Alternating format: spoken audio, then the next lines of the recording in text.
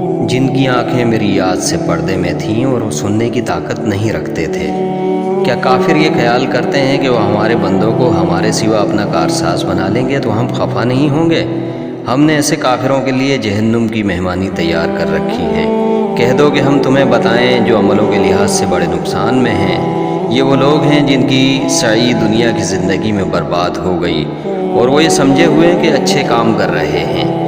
یہ وہ لوگ ہیں جنہوں نے اپنے پروردگار کی آیتوں اور اس کے سامنے جانے سے انکار کیا تو ان کے اعمال ضائع ہو گئے اور ہم قیامت کے دن ان کے لیے کچھ بھی وزن قائم نہیں کریں گے۔ یہ ان کی سزا ہے یعنی جہنم، اس لیے کہ انہوں نے کفر کیا اور ہماری آیتوں اور ہمارے پیغمبروں کی ہنسی اڑائی۔ جو لوگ ایمان لائے اور عمل نیک کیے ان کے لیے جنت کے باغ مہمانی ہوں گے، ہمیشہ ان میں رہیں گے اور وہاں سے مکان بدلنا نہ چاہیں گے۔ کہہ دو کہ اگر سمندر میرے پروردگار کی باتوں کے لکھنے کے لیے سیاہی ہو تو قبل اس کے کہ میرے پروردگار کی باتیں تمام ہوں سمندر ختم ہو جائے، اگرچہ ہم ویسا ہی اور اس کی مدد کو لے آئیں۔